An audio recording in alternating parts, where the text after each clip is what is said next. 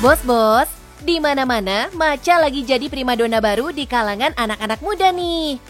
Dari dessert, es, sampai minuman kekinian, semua lagi lomba-lomba bikin menu serba hijau ini. Tapi siapa sangka, ada yang nekat memadukan si hype matcha dengan minuman tradisional yang sudah ratusan tahun ada di ranah Minang, yaitu teh talua.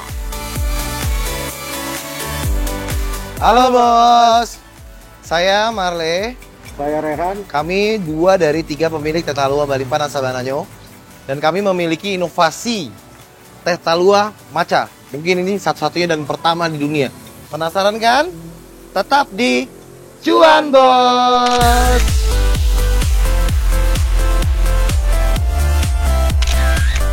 Dalam bisnis minuman, pasar anak muda sangat dinamis dan cepat berubah. Karena itulah, Marli memilih strategi diferensiasi produk, menciptakan menu unik yang belum ada di pasar. Kalau matcha ini sebetulnya kami ciptakan bisa dikategorikan nebeng ya, karena FOMO matcha kan di mana-mana saat ini Kak. Nah, gimana caranya anak-anak muda selain orang Minang, terutama yang di Jakarta saat ini Gen Z, bisa tertarik dengan teh talua? Akhirnya kita pikirin teh talua kita gabungin sama matcha. Nah, pada awal orang datang ke sini pasti kan semua mencarinya matcha. Nah, setelah matcha, teh talua. Apa itu teh talua? Akhirnya mereka tahu. Dengan edukasi dia akhirnya mencoba teh talua yang sebenarnya. Teh talua bukan sekedar minuman biasa, bos. Minuman ini sudah jadi tradisi di ranah Minang sejak ratusan tahun lalu. Proses pengocokan itu kurang lebih memakan waktu 3-5 menit. Nah, kalau ini adalah teh talua. Jadi dibalik udah aman dia. Dia tidak tumpah. Kalau udah seperti ini, baru dia bisa diseduh dengan teh. Dan tehnya juga teh khusus yang kita bawa dari Padang langsung, dari Bukit Tinggi langsung. Jadi tehnya nggak ada di sini. Nah, setelah ditiram teh hingga pekat, kita taburilah bubuk coklat di situ untuk penambah rasa dan biar menarik.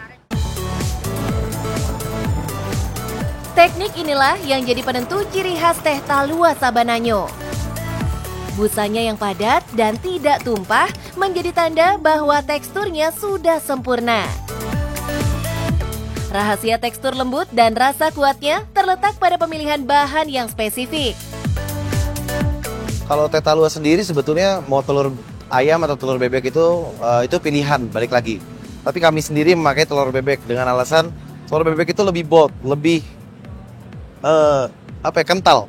Dan juga saya sempat sedikit mencari informasi bahwa kolesterol dari telur bebek sama telur ayam ternyata kecilan telur bebek. Dan semua itu masih diperkuat dengan teknik khusus untuk menghilangkan bau amis telur. Sehingga rasa yang tertinggal hanyalah gurih dan harum yang menggoda.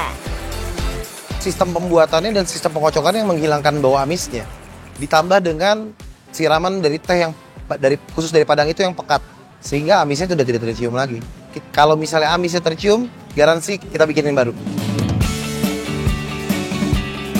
Namun tak hanya teh talua, berbagai menu khas Minang juga hadir untuk menemani waktu nongkrong. Kita selain teh talua, kita juga ada roti cane, kita ada sate Padang. Sate Padangnya juga kita sate dangwang-dangwang ya.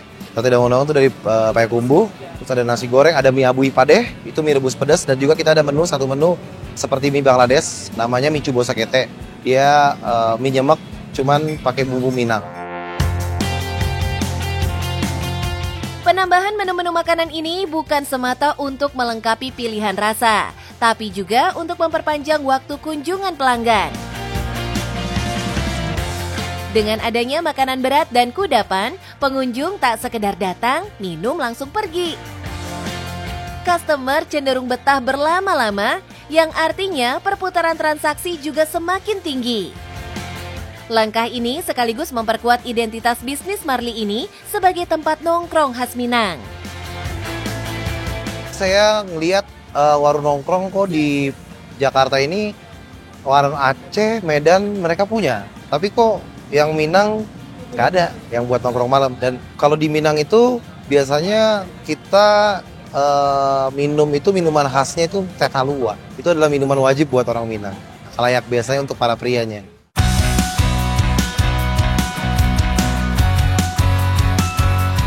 Dari sinilah lahir gagasan besar untuk membawa suasana warung Minang ke ibu kota. Bukan sekedar tempat makan, tapi juga ruang untuk berinteraksi. Konsep yang saya pengen bawa itu adalah di sini orang lebih bisa santai, nongkrong tanpa harus main handphone. Mereka ngobrol karena orang selama ini kan udah banyak main handphone mulu ya. Makanya saya nggak bikin nih di sini wifi, Pak. Tujuannya apa? Biar mereka berinteraksi. Udahlah, sampai sini udah kita minum, kita ngobrol, kita hangout. Ayo lepasin semuanya gitu. Nah, mencari ide atau apa. Nah, kalau di Medan sendiri itu ada namanya lapo. Kalau di Minang itu namanya lapau. Itu kayak warkopnya mereka.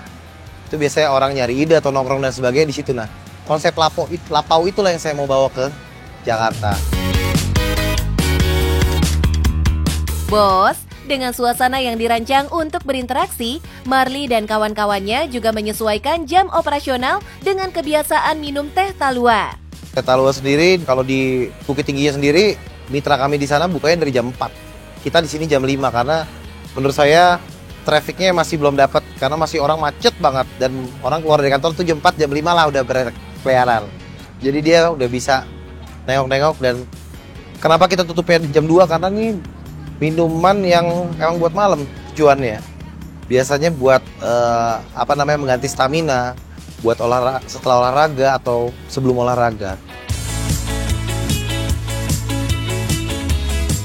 Bukan sekedar enak, tapi juga memberi manfaat langsung untuk daya tahan tubuh.